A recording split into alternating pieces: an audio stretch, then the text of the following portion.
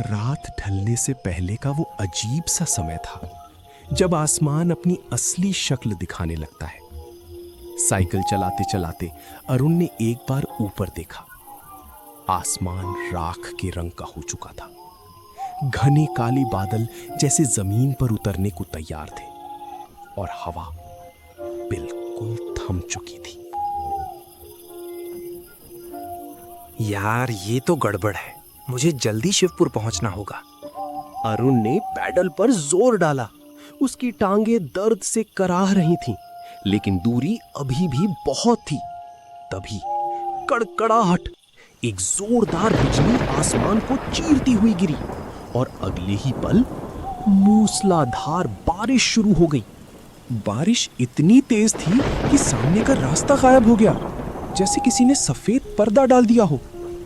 अरुण ने घबराकर इधर उधर देखा और एक पुराने घने पेड़ के नीचे जाकर रुक गया।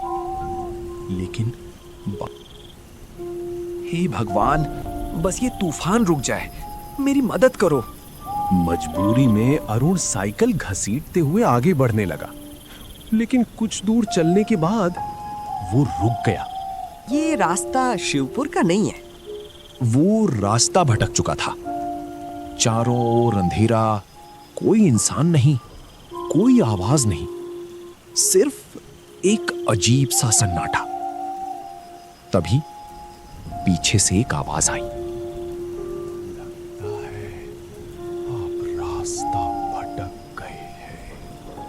अरुण का शरीर जैसे जम गया। वो धीरे धीरे पीछे मुड़ा और उसने देखा अंधेरे में एक धुंधली आकृति खड़ी थी। कौन हो तुम? नाम है गणेश और आप यहाँ के नहीं लगते। उस आदमी का चेहरा ठीक से दिखाई नहीं दे रहा था, लेकिन उसकी आवाज कुछ अलग थी, जैसे वो मुस्कुरा रहा हो या शायद कुछ छुपा रहा हो। मुझे शिवपुर जाना है, रास्ता बता सकते हो? नहीं जा पाएंगे, रास्ता बंद है, बड़ा पेड़ गिर गया है। अरुण के चेहरे पर चिंता साफ दिखने लगी। अब वो फंस चुका था। यहीं पास में मेरी चाय की दुकान है, रात यहीं गुजार लीजिए, फिर सुबह चले जाना। अरुण ने आसमान की ओर देखा। बादल फिर से घिर रहे थे और दूर बिजली फिर चमक रही थी। ठीक है। अरुण ने मजबूरी में हामी भर दी और उस अजनबी के पीछे चल पड़ा। लेकिन जैसे जैसे वो आगे बढ़ रहा था, उसे कुछ अजीब महसूस होने लगा।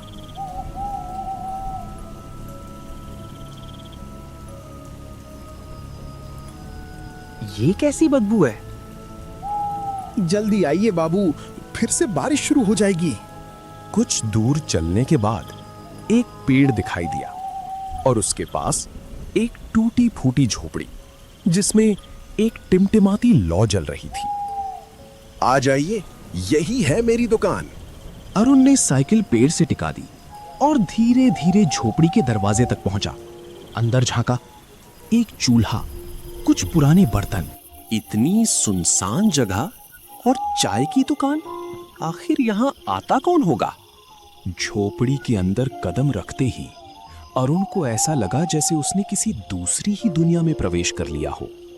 बाहर तूफान फिर से उठ रहा था, लेकिन अंदर एक अजीब सी शांति थी।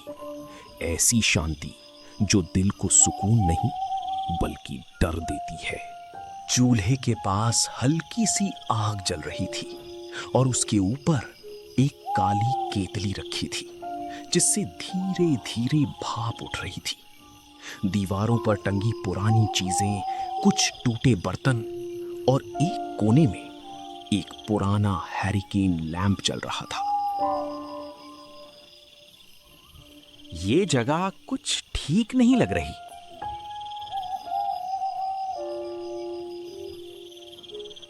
बैठिए बाबूजी, आप बहुत भीग गए हैं, मैं अभी चाय बनाता हूं। बाहर बिजली चमक रही थी, बारिश तेज होती जा रही थी, लेकिन एक अजीब बात थी। इतनी तेज हवा के बावजूद हैरिकेन की लौ बिल्कुल भी नहीं हिल रही थी। ये कैसे हो सकता है? लीजिए गरम चाय, पीजिए, अच्छा लगेगा। अरुण ने कप हाथ में लिया। कप से भाप उठ रही थी, लेकिन उसके साथ एक अजीब सी गंध भी आ रही थी। यहाँ चाय पीने कौन आता है? पहले थोड़ा दूर एक बस स्टैंड था, लोग आते जाते थे। अब कभी कभी आप जैसे कोई भटक कर आ जाते हैं। उसकी बात सुनकर अरुण के सीने में एक सिहरन दौड़ गई, जैसे वो यहां आने वाला पहला इंसान नहीं था।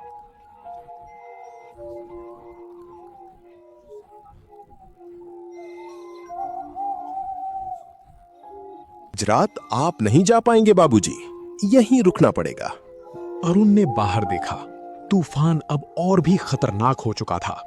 तेज हवा, भारी बारिश, लगातार बिजली।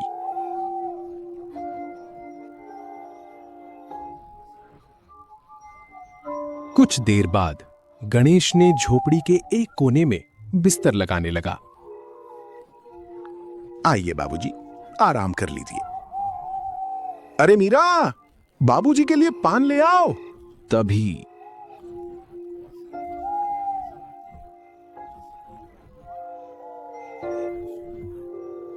लीजिए बाबू, पान। खाइए बाबूजी, मीरा के हाथ का पान कोई नहीं भूलता। अरुण ने कांपते हाथों से पान लेने के लिए हाथ बढ़ाया। तभी उसकी नाक में फिर वही सड़ी हुई गंध आई, इस बार और भी तेज। ये इतनी गंदी स्मेल? तभी बिजली चमकी। गणेश ने हैरिकेन की लौ धीमी कर दी और अंदर चला गया। रात गहरी होती जा रही थी। झिंगुरों की आवाज, हवा की सरसराहट और दूर कहीं एक सियार की डरावनी चीख। फिर भगवान बस ये रात निकल जाए। थकान ने आखिरकार उसे घेर लिया और वो धीरे धीरे सो गया। रात अब पूरी तरह जाग चुकी थी। झोपड़ी के बाहर अंधेरा इतना घना था जैसे रोशनी का कोई हक ही ना हो यहां।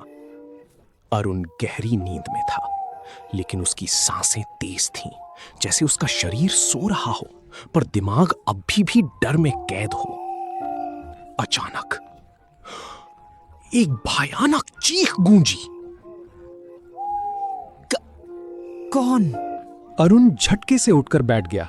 उसका दिल इतनी तेजी से धड़क रहा था जैसे छाती तोड़कर बाहर आ जाएगा। उसने पागलों की तरह चारों ओर देखा। झोपड़ी वही थी, बिस्तर वही था, लेकिन कुछ बदल गया था। तभी चर चर चर एक धीमी घिसटती हुई आवाज, जैसे कोई रस्सी हिल रही हो।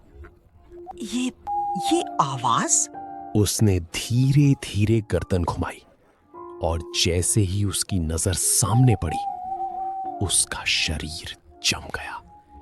उससे सिर्फ एक हाथ की दूरी पर एक आदमी गले में रस्सी डाले हवा में झूल रहा था। नहीं, ये सच नहीं है। क्या हुआ बाबूजी, कोई बुरा सपना देख लिया क्या? अरुण ने झटके से पीछे देखा। गणेश झोपड़ी के बाहर मचान पर बैठा था, जैसे कुछ हुआ ही ना हो।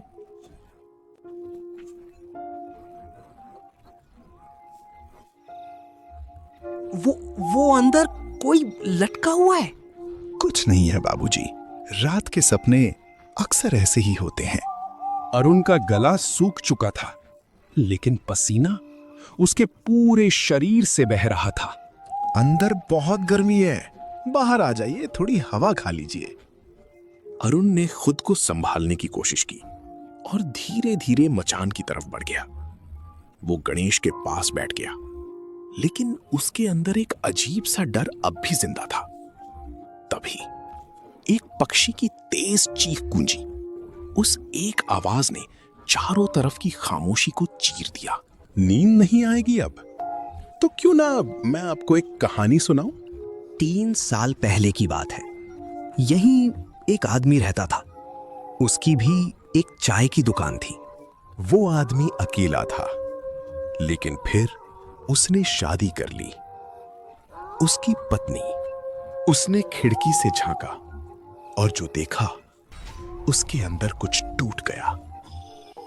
उसने एक धारदार चीज उठाई और अपनी पत्नी का गला काट दिया। अरुण का शरीर कांप उठा।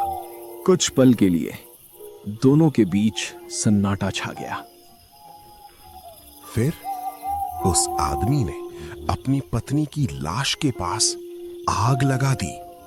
पूरा घर जलने लगा और वो खुद भी उसी आग में जल गया। अरुण का दिमाग सुन्न हो चुका था। अजीब कहानी है ना बाबूजी? अरुण ने धीरे से उसकी तरफ देखा और उसी पल उसे महसूस हुआ, ये कहानी सिर्फ कहानी नहीं है। तुम ये सब कैसे जानते हो? क्योंकि वो आदमी मैं ही था। अरुण का खून जम गया।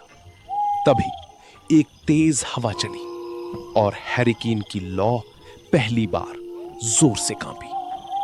अब सच सामने आ चुका था, लेकिन सबसे खतरनाक हिस्सा अभी बाकी था। तुम इंसान नहीं हो? अब समझे बाबूजी? ये जगह छोड़कर कोई नहीं जा पाता। मुझे यहां से निकलना होगा। वो पेड़ के पास पहुंचा जहां उसने साइकिल रखी थी। जल्दी से साइकिल उठाई और बिना पीछे देखे तेजी से भागने लगा। लेकिन कुछ दूर जाने के बाद उसे लगा कोई उसका पीछा कर रहा है। एक औरत की परछाई।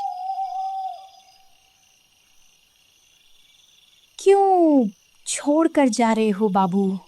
अरुण ने आंखें बंद की और पूरी ताकत से पैडल मारने लगा। धीरे धीरे तूफान कम हुआ, बारिश रुकी और सुबह होने लगी। कुछ समय बाद अरुण ने खुद को एक पक्की सड़क पर पाया। लोग, गाड़ियां, जिंदगी सब सामान्य था।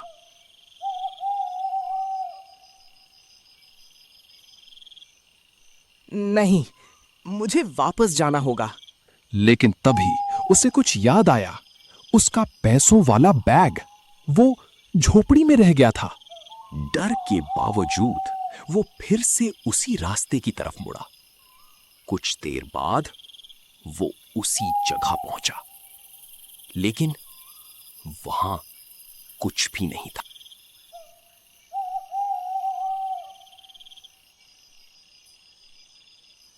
ये कैसे?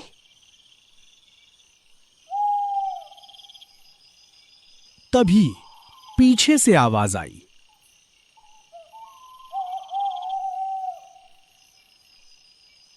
शायद ये ढूंढ रहे हैं। अरुण का दिल रुक गया।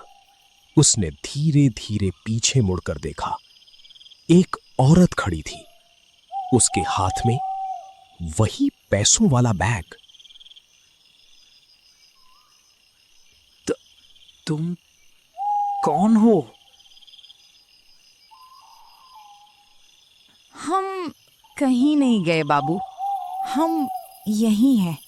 अरुण की आंखें फैल गईं। उसका दिमाग जवाब दे चुका था और अगले ही पल वो बेहोश होकर सड़क पर गिर पड़ा। सुबह जब लोगों ने उसे पाया, वो अकेला था।